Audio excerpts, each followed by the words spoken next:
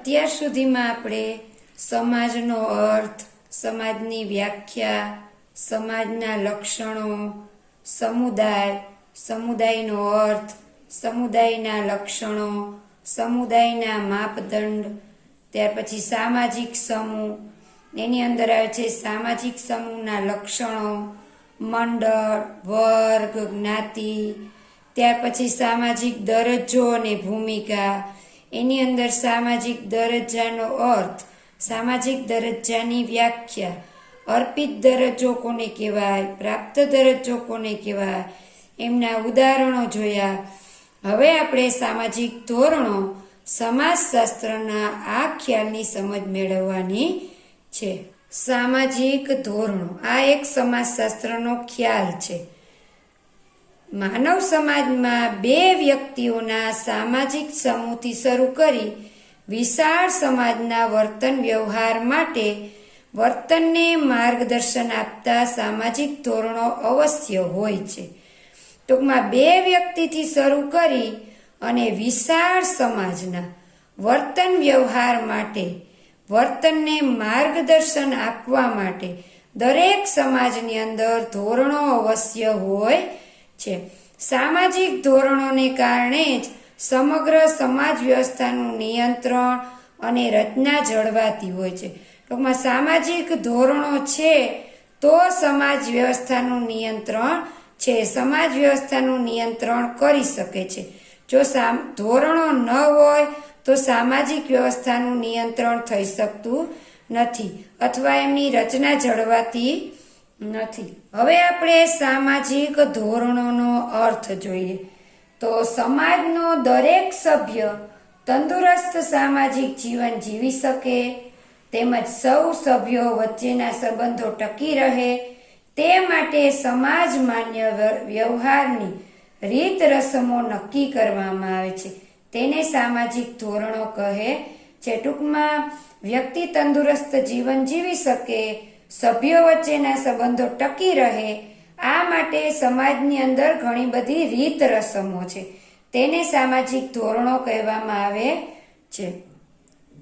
સામાજિક ધોરણો એટલે સમાજ જીવનની જુદી જુદી પરિસ્થિતિઓમાં વ્યક્તિઓ દ્વારા કરવામાં આવતા વર્તનની યોગ્યતા કે અયોગ્યતા નક્કી કરતા સામાજિક નિયમો.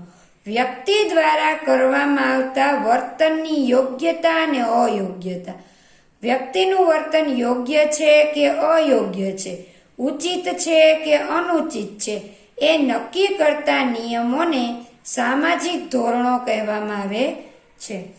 ટૂંકમાં સામાજિક ધોરણો કેવા હોય તો કે લોકરીતિ, રૂઢિ, રિવાજ, પરંપરાઓ, નીતિ, લોકમત, આવા સામાજિક ધોરણો હોય છે. સામાન્ય રીતે વૈશ્વિક મૂલ્યોમાંથી ધોરણો નિષ્પન્ન થતા હોય છે. જેમ કે માનવતાવાદ એક મૂલ્ય છે. માનવતાવાદ પ્રામાણિકતા, સમાનતા, બંધુત્વ, બિનસાંપ્રદાયિકતા, સ્વતંત્રતા આ બધા મૂલ્ય છે. જ્યારે રંગ, જાતિ કે લિંગના આધારે માનવીઓ વચ્ચે અધિકારોનો ભેદભાવ રાખવાના વર્તનને વિરોધ કરતો કાયદો એ ધોરણ છે. રંગ, જાતિ કે લિંગના આધારે વ્યક્તિ વચ્ચે જે ભેદભાવ રાખવામાં આવે છે તે ભેદભાવ અંગેનો જે કાયદો છે તેને ધોરણ કહેવામાં આવે છે. બધા જ સામાજિક ધોરણો એ સમાજનું પીઠબળ છે. સામાજિક ધોરણો કેવા હોય એ પણ આપણે જોઈએ કે સામાજિક ધોરણો કુટુંબમાં વડીલોને માન આપવું, વૃદ્ધોને મદદરૂપ થવું, મહિલાઓનું સન્માન કરવું, માનવતાવાદી વર્તન કરવું, આ બધા સામાજિક ધોરણો છે. સામાજિક ધોરણો વ્યક્તિનું સમાજમાં સામાજિક નિયંત્રણ કરે છે. સામાન્ય રીતે તમામ પ્રકારના ધોરણોની મર્યાદામાં રહીને સમાજના સભ્યોએ પોતાના ધ્યેય કે જરૂરિયાતો પ્રાપ્ત કરવાની હોય છે. કોઈ પણ વ્યક્તિએ પોતાનું ધ્યેય પ્રાપ્ત કરવું હોય તો ધોરણોની મર્યાદામાં રહીને ધ્યેય પ્રાપ્ત કરી શકે છે. ધોરણોનું પાલન ન કરે અને ઉલ્લંઘન કરી અને ધ્યેય પ્રાપ્ત કરી શકાતું નથી. ધોરણોના પાલન બદલ વ્યક્તિને યોગ્ય બદલો, માન કે પ્રતિષ્ઠા મળે. ધોરણોનું પાલન કરે છે તો તેમને માન મળે, પ્રતિષ્ઠા મળે છે. જ્યારે ધોરણોનો ભંગ કરે તો એ બદલ એમને શિક્ષા, દંડ કે માનહાનિ થાય છે. આપણે જોઈએ તો વાહન વ્યવહાર અથવા ટ્રાફિકના નિયમો છે. તો આપણે બધાએ ટ્રાફિકના નિયમોનું પાલન કરવું પડે છે. ટ્રાફિકના નિયમોનું પાલન ન કરીએ તો શિક્ષા, દંડ કે માનહાનિ થાય છે. સમાજ દ્વારા સર્જાયેલ તમામ પ્રકારના ધોરણો વ્યક્તિનું સામાજિક નિયંત્રણ કરે છે. ધોરણોનું કાર્ય શું છે? તો કે વ્યક્તિને નિયંત્રણમાં રાખે છે. ધોરણો ન હોય તો શું થાય? વ્યક્તિ પોતાની ઈચ્છા પ્રમાણેનું વર્તન કરે. ધોરણો છે તો વ્યક્તિ સમાજ માન્ય યોગ્ય વર્તન કરે છે. સમાજના સભ્યો ધોરણોનું યોગ્ય રીતે પાલન કરે તો તે સમાજ વ્યવસ્થા પોતાના ધ્યેયો પ્રાપ્ત કરી શકે, પ્રગતિ અને વિકાસ કરી શકે છે. ટૂંકમાં દરેક સભ્ય ધોરણોનું યોગ્ય રીતે પાલન કરે તો સમાજ પોતાનું ધ્યેય પ્રાપ્ત કરી શકે, પ્રગતિ કરી શકે, પોતાનો વિકાસ કરી શકે છે. જો સમાજમાં ધોરણ ભંગ કરનાર વ્યક્તિનું પ્રમાણ વધે તો સમાજમાં અવ્યવસ્થા અને અંધાધૂંધી સર્જાય. સમાજના બધા જ ધોરણો અને નિયમો સમાજની બધી વ્યક્તિ કે જૂથોને સર્વ સ્વીકૃત હોય એ જરૂરી નથી. સમાજના બધા જ ધોરણો સમાજની બધી વ્યક્તિઓને કે બધા જ જૂથને સર્વ સ્વીકૃત હોય એવું હોતું નથી. અમુક વ્યક્તિઓ માટે યોગ્ય હોય, અમુક જૂથ માટે યોગ્ય હોય, તો અમુક વ્યક્તિ કે જૂથ માટે અયોગ્ય પણ હોય છે. કેટલાક ધોરણો અમુક વ્યક્તિ કે જૂથને માટે ફાયદાકારક હોય છે. એ જ ધોરણો અન્ય જૂથ કે વ્યક્તિ માટે નુકસાનકારક પણ હોઈ શકે છે. ટૂંકમાં બધા જ ધોરણો બધી વ્યક્તિ કે બધા સમાજ માટે યોગ્ય હોય એવું નથી. અમુક સમાજના ધોરણો જુદા હોય છે.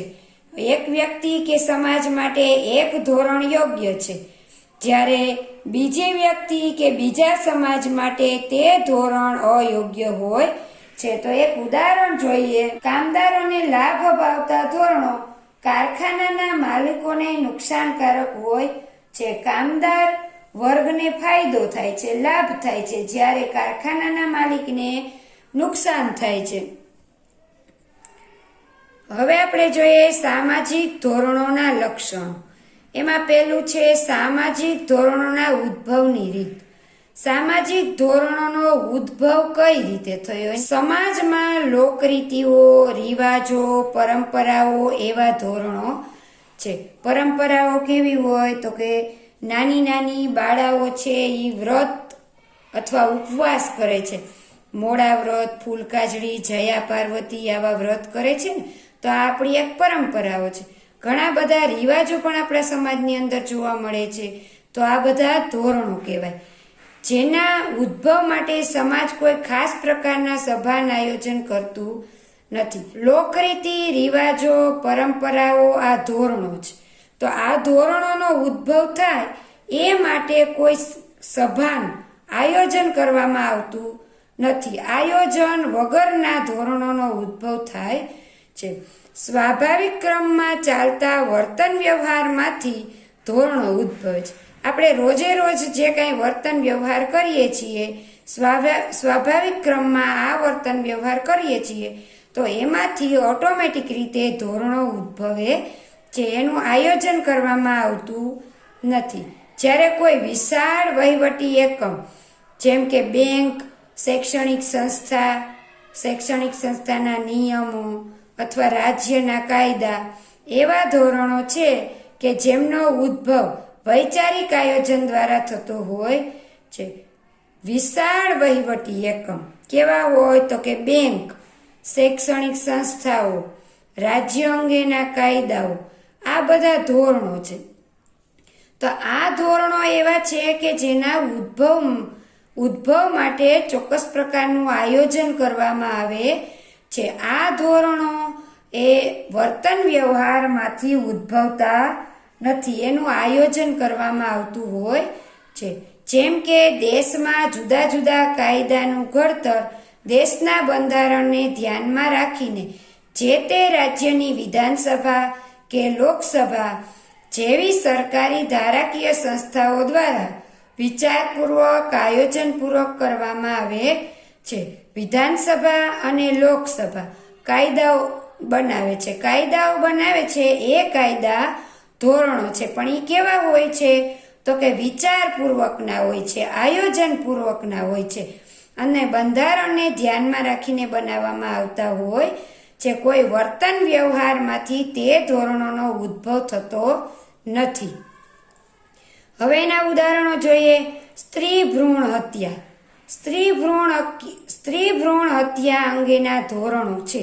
આ ધોરણો છે એ કોઈ વર્તન વ્યવહારમાંથી ઉદ્ભવતા નથી, એ આપણી મોટી એવી ધારાકીય સંસ્થાઓ દ્વારા બનાવવામાં આવતા હોય છે. ત્યાર પછી દહેજની વાત કરીએ.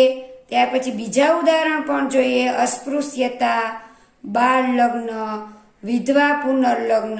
અસ્પૃશ્યતાની વિરુદ્ધનું વર્તન કરવામાં આવે છે તો તેના કાયદાઓ, નાની ઉંમરે લગ્ન કરે છે તો એ અટકાવવા માટેના કાયદાઓ, વિધવા પુનર્લગ્ન એટલે વિધવા સ્ત્રી પણ પાછા લગ્ન કરી શકે એના માટેના જે કાયદાઓ છે એને ધોરણો કહેવામાં આવે છે. તે ધોરણો ધારાકીય સંસ્થાઓ દ્વારા બનાવવામાં આવતા હોય છે. એ ધોરણો કોઈ વર્તન વ્યવહારમાંથી ઉદ્ભવતા નથી. કયા ધોરણો વર્તન વ્યવહારમાંથી ઉદ્ભવે છે તો કે લોકરીતિઓ, રિવાજો, પરંપરાઓ, રૂઢિઓ, લોકરીતિઓ. આ ધોરણો છે એ વર્તન વ્યવહારમાંથી ઉદ્ભવે છે. હવે બીજો મુદ્દો છે સામાજિકીકરણની પ્રક્રિયા દ્વારા શીખાય છે. ટૂંકમાં સામાજિકીકરણ આ શબ્દ નવો છે. સામાજિકીકરણ કોને કહેવાય તો કે સામાજિકીકરણ એટલે કોઈ નાનું બાળક હોય અથવા કોઈ વ્યક્તિની વાત કરીએ તો તે વ્યક્તિ કે નાના બાળકને કુટુંબમાંથી, સમાજમાંથી, પડોશમાંથી, શાળામાંથી અવનવા ધોરણો શીખવા મળતા હોય છે. તે ધોરણો જે શીખે છે તે વ્યક્તિનું સામાજિકીકરણ થાય છે. વ્યક્તિનો જન્મ થાય છે તો તેને કોઈ ધોરણો વિશેનું જ્ઞાન હોતું નથી. ધીમે ધીમે વાતાવરણમાં તે રહે છે અને સામાજિકીકરણ દ્વારા તે નવા નવા ધોરણો શીખે છે. હવે આ મુદ્દાની વિસ્તૃત સમજ મેળવીએ તો સામાજિક ધોરણો માનવીને જૈવિક રીતે વારસામાં આપોઆપ મળતા નથી.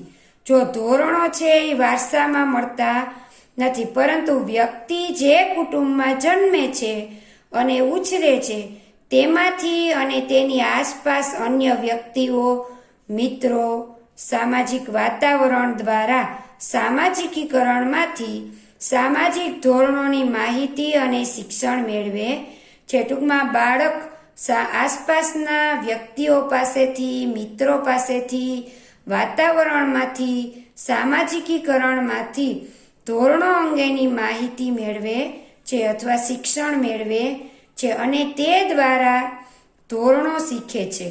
કુટુંબ, મિત્ર જૂથ, પડોશ જૂથ, શાળા, સંચારના માધ્યમો એટલે કે ટીવી, રેડિયો, લેપટોપ, મોબાઈલ આ સંચારના માધ્યમો છે. આ સંચારના માધ્યમો વ્યક્તિને ધોરણોની માહિતી અને તેનું પાલન કઈ રીતે કરવું તે શીખવે છે. બાળપણના રમત જૂથો દ્વારા રમત દરમિયાન રમતોના નિયમોના પાલન દ્વારા ધોરણો આત્મસાત કરે છે. એટલે કે રમત ગમતની પ્રવૃત્તિ કરતા હોય છે ત્યારે બાળકો રમતના નિયમો શીખે છે, નિયમોનું પાલન કરતા શીખે છે અને એવી રીતે ધોરણો આત્મસાત કરે છે. ત્રીજો મુદ્દો છે સાંસ્કૃતિક મૂલ્યો સાથે સંબંધ. મૂલ્યો કેવા હોય તો કે સમાનતા, પ્રામાણિકતા, બંધુત્વ, બિનસાંપ્રદાયિકતા આવા બધા મૂલ્યો હોય છે. સાંસ્કૃતિક મૂલ્યો સાથે સંબંધ. જુદા જુદા સમાજના સાંસ્કૃતિક મૂલ્યો અને એક જ સમાજના જુદા જુદા સમયના સાંસ્કૃતિક મૂલ્યોમાં વિવિધતા છે. ટૂંકમાં દરેક સમાજમાં સાંસ્કૃતિક મૂલ્યો જુદા જુદા હોય છે. દરેક સમાજના સાંસ્કૃતિક મૂલ્યો સરખા હોતા નથી અને એક જ સમાજની અંદર પણ જુદા જુદા સમયના સાંસ્કૃતિક મૂલ્યો પણ જુદા જુદા હોય છે. જેમ કે હિન્દુ સમાજમાં સ્ત્રી પુરુષના સંબંધો પર મર્યાદા મૂકતા ધોરણો છે. હિન્દુ સમાજમાં સ્ત્રી પુરુષના લગ્ન પહેલાના સંબંધો પર મર્યાદા મૂકતા ધોરણો છે. જ્યારે આદિવાસીમાં તો કે લગ્ન પહેલા સ્ત્રી પુરુષના સંબંધોમાં છૂટછાટ ભર્યા ધોરણો છે. આદિવાસીઓમાં તે અંગેના રિવાજો છૂટછાટ ભર્યા સ્વરૂપના ધોરણો છે. આ બાબત શું દર્શાવે છે તો કે અમુક ધોરણો છે એ હિન્દુ સમાજ માટે યોગ્ય નથી અને આદિવાસીઓ માટે યોગ્ય છે. તેમને છૂટછાટ ભર્યા સ્વરૂપના ધોરણો યોગ્ય છે. અગાઉના સમયમાં પુત્ર પુત્રીના લગ્ન નક્કી કરવાનો અધિકાર માત્ર માતા પિતાને હતો, જ્યારે વર્તમાનમાં વડીલો કે માતા પિતા સંતાનોના લગ્નની બાબતમાં તેમની ઈચ્છા અને પસંદગીને મહત્વ આપે છે. અગાઉના સમયમાં પુત્ર પુત્રીને લગ્ન અંગે કંઈ પૂછવામાં આવતું જ ન હતું, એમને અધિકાર નહોતો. માતા પિતા જ જીવનસાથીની પસંદગી કરી આપતા હતા. પણ વર્તમાન સમયમાં એવું બને છે કે માતા પિતા સંતાનોની પસંદગી કે ઈચ્છા જાણી અને પછી જીવનસાથીની પસંદગી કરે છે. હવે ચોથો મુદ્દો છે સાર્વત્રિકતા અને વૈવિધ્યતા. સાર્વત્રિકતા એટલે શું તો કે બધી જ જગ્યાએ જોવા મળતું હોય તેને સાર્વત્રિકતા કહેવાય. માનવી વચ્ચેના સામાજિક સંબંધો શક્ય બનાવવા દરેક સમાજમાં સામાજિક ધોરણો સાર્વત્રિકપણે જોવા મળે છે. ટૂંકમાં માનવી વચ્ચેના સામાજિક સંબંધોને શક્ય બનાવવા માટે બધા જ સમાજમાં સાર્વત્રિકપણે આવા સામાજિક ધોરણો જોવા મળે છે. તેની સાથે તેમાં વૈવિધ્ય પણ છે. વૈવિધ્ય એટલે વિવિધતા, જેમ કે રિવાજો, લોકનીતિ, ફેશન, શિષ્ટાચાર, રાજ્યના કાયદા વગેરે વિવિધ લક્ષી ધોરણો છે. આ બાબતમાં ટૂંકમાં દરેક સમાજમાં વિવિધતા જોવા મળે છે. દરેક સમાજમાં રિવાજો, લોકનીતિ, ફેશન, શિષ્ટાચાર અંગેના ધોરણો તો છે પણ ધોરણોમાં વિવિધતા જોવા મળે છે. પાંચમો મુદ્દો છે વર્તનનું મૂલ્યાંકન અને સજા પદ્ધતિનું સ્વરૂપ. વર્તનનું મૂલ્યાંકન થાય છે અને મૂલ્યાંકન કરી અને વ્યક્તિને સજા કઈ રીતે આપવામાં આવે છે તેની વાત આ મુદ્દામાં છે. સામાજિક ધોરણો દ્વારા વ્યક્તિના વર્તનનું યોગ્ય કે અયોગ્ય રીતે મૂલ્યાંકન થાય છે. ટૂંકમાં વ્યક્તિ કેવા પ્રકારનું વર્તન કરે છે અને કેવા પ્રકારનું વર્તન યોગ્ય છે અને અયોગ્ય છે તે ધોરણો દ્વારા તેમનું મૂલ્યાંકન કરવામાં આવે છે. પ્રત્યેક ધોરણો સાથે તેના ભંગ બદલની વિશિષ્ટ સજા પદ્ધતિ પણ છે. દરેક ધોરણ સાથે તે ધોરણના ભંગ બદલની સજા પદ્ધતિ પણ જોડાયેલી છે. લોકરીતિ જેવા ધોરણોના ભંગ માટે હળવી સજા કરવામાં આવે છે. લોકરીત આપણે જોયું ને કે રૂઢિ ને રિવાજો, લોકરીતિઓ, પરંપરાઓ, આવા ધોરણોનો જો ભંગ થાય તો તેમને હળવી સજા થાય છે. જ્યારે એ સજાને શું કહેવાય તો અનૌપચારિક સજા પદ્ધતિ કહેવામાં આવે છે. જ્યારે કાયદા જેવા ધોરણો છે તો તેનો ભંગ થાય તો એના માટે અદાલત તેને ઔપચારિક સજા કરે છે. ઔપચારિક એટલે કેવી? દંડની સજા, જેલની સજા અથવા ફાંસીની સજા થાય છે.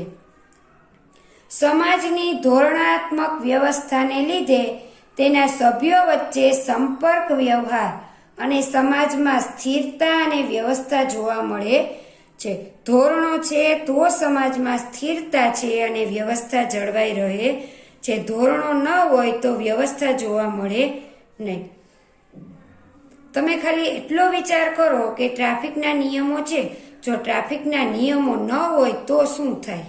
બેંકની અંદર જાય છીએ આપણે તો બેંકના અમુક નિયમો છે, તો આ નિયમો ન હોય તો શું થાય? દરેક વ્યક્તિ પોતાની ઈચ્છા મુજબનું વર્તન કરે તો એ સમાજ માટે નુકસાનકારક કહેવાય.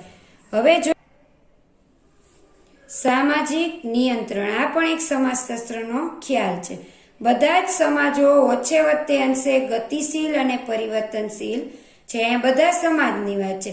બધા સમાજ ગતિશીલ પણ છે અને પરિવર્તનશીલ છે, પણ બધા જ સમાજમાં સરખું પરિવર્તન આવતું નથી. ઓછે વત્તે અંશે ગતિશીલ અને પરિવર્તનશીલ છે.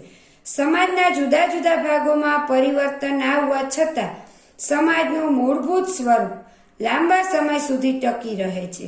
સમાજ જીવનની જરૂરિયાતો અને સામાજિક સંબંધોની વ્યવસ્થા ત્યારે જ શક્ય બને જ્યારે સમાજના સભ્યો સમાજ સ્વીકૃત ધોરણો પ્રમાણે વર્તન વ્યવહાર કરે, અને તે માટે સમાજમાં સામાજિક નિયંત્રણની પદ્ધતિઓ હોય છે. મેકાઈવર અને પેજ નામના સમાજશાસ્ત્રીએ સામાજિક નિયંત્રણની વ્યાખ્યા આપી છે. સમગ્ર સમાજ વ્યવસ્થાને સંગઠિત રાખતી અને ટકાવી રાખતી રીત એટલે સામાજિક નિયંત્રણ. સમાજ વ્યવસ્થાને સંગઠિત રાખે છે, સમાજ વ્યવસ્થાને ટકાવી રાખે છે. આ માટેની એક રીત છે, તેને સામાજિક નિયંત્રણ કહેવામાં આવે છે. સામાજિક નિયંત્રણ કેવું હોય? તો કે ટીકા, મસ્કરી, નિંદા, અણગમો સ્વરૂપથી દેહાંત દંડ સુધી જોવા મળે છે. તો સામાજિક નિયંત્રણ ક્યાંથી ક્યાં સુધીનું હોય? તો કે ટીકા મસ્કરીથી શરૂ કરી અને દેહાંત દંડ સુધીના સામાજિક નિયંત્રણ હોય છે. સમાજમાં સામાજિક ધોરણોથી વિરુદ્ધના વર્તનને અટકાવતી રીતો કે સાધનો સામાજિક નિયંત્રણ દર્શાવે છે. તેના હવે આપણે લક્ષણો જોઈએ. પહેલું છે સાર્વત્રિકતા. માનવ સમાજમાં સાર્વત્રિકપણે સામાજિક નિયંત્રણ જોવા મળે. સાર્વત્રિકપણે એટલે બધી જ જગ્યાએ, આખા સમાજમાં. માનવ સમાજમાં સાર્વત્રિકપણે સામાજિક નિયંત્રણ જોવા મળે છે. જો કે નિયંત્રણના સાધનો અને પદ્ધતિઓ સમાજે અને સમયે જુદા જુદા હોય છે. દરેક સમાજમાં નિયંત્રણ માટેના સાધનો છે, પણ દરેક સમાજે નિયંત્રણ માટેના સાધનો અલગ અલગ હોય છે. પરંતુ સામાજિક નિયંત્રણ વગરનો સમાજ શક્ય નથી. સામાજિક નિયંત્રણ સામાજિક આંતરક્રિયાનું પરિણામ છે. સામાજિકીકરણની પ્રક્રિયા દરમિયાન સમાજના ધોરણો વ્યક્તિને શીખવી તેનું અંતરીકરણ કરવામાં આવે છે. સામાજિકરણની પ્રક્રિયા થાય છે જ્યારે બાળકની અંદર, ત્યારે તે દરમિયાન સમાજના ધોરણો વ્યક્તિને શીખવી અને તેનું સિંચન કરવામાં આવે છે. એ રીતે સામાજિક નિયંત્રણ સામાજિક ધોરણો અનુરૂપ વ્યક્તિના વર્તનને ઘડતી પ્રક્રિયા છે. સામાજિક નિયંત્રણ સામાજિક ધોરણો અનુરૂપ વ્યક્તિને વર્તનને ઘડતી પ્રક્રિયા. ટૂંકમાં સામાજિક નિયંત્રણ દ્વારા સામાજિક ધોરણો ઘડાય છે અને જેનાથી વ્યક્તિનું વર્તન પણ ઘડાય છે. હવે છે વિવિધતા. પ્રત્યેક સમાજમાં પણ નિયંત્રણની પદ્ધતિઓ જુદી જુદી હોય છે. નિયંત્રણની પદ્ધતિઓ વિશાળ સમુદાયમાં નિયંત્રણની પદ્ધતિ કેવી છે અને નાના સમુદાયમાં કેવી છે? વિશાળ સમુદાયમાં મહદઅંશે ઔપચારિક નિયંત્રણ પદ્ધતિ છે, જ્યારે નાના સમુદાયમાં મહદઅંશે અનૌપચારિક નિયંત્રણની પદ્ધતિ છે. તો વિશાળ સમુદાયમાં નિયંત્રણ કઈ રીતે થાય છે? કાયદા દ્વારા, પોલીસ તંત્ર દ્વારા, ન્યાયતંત્ર દ્વારા સામાજિક નિયંત્રણ. કાયદા દ્વારા, પોલીસ દ્વારા, ન્યાયતંત્ર દ્વારા વિશાળ સમુદાયમાં નિયંત્રણ કરવામાં આવે છે. નાના સમુદાયમાં નિયંત્રણ કઈ રીતે થાય છે? તો કે ટીકા, મસ્કરી, નિંદા, અણગમો વ્યક્ત કરીને અનૌપચારિક નિયંત્રણ કરવામાં આવે છે. વિશાળ સમુદાયમાં વ્યક્તિ ધોરણોથી વિરુદ્ધનું વર્તન કરે તો એમને સજા કેવી મળે છે તો કે દંડ, જેલ અથવા ફાંસીની સજા થાય છે. જ્યારે નાના સમુદાયની અંદર ધોરણોથી વિરુદ્ધ વર્તન કરે તો શું થાય તો કે ટીકા, નિંદા, અણગમો અને મસ્કરી કરીને નિયંત્રણ કરવામાં આવે છે. વિશાળ સમુદાયમાં નિયંત્રણ માટે કાયદા, પોલીસ તંત્ર અને ન્યાયતંત્ર જવાબદાર છે. નાના સમુદાયમાં વ્યક્તિ દ્વારા જ વ્યક્તિનું નિયંત્રણ કરવામાં આવતું હોય છે. એક સામાજિક વિજ્ઞાન તરીકે સમાજશાસ્ત્રને પોતાના મૂળભૂત ખ્યાલો છે, જે ખ્યાલોની સમજ આપણે મેળવી. આ પ્રકરણમાં આપણે મૂળભૂત ખ્યાલો કે વિભાવનાઓનો પરિચય મેળવો. કેવા કેવા ખ્યાલોની સમજ મેળવી તો કે સમાજ, સમુદાય, સામાજિક ધોરણો, ભૂમિકા, ધોરણો અને સામાજિક નિયંત્રણ જેવા ખ્યાલો અથવા વિભાવનાની સમજ મેળવી. તેઓની લાક્ષણિકતાઓ વિશે પણ જાણ્યું.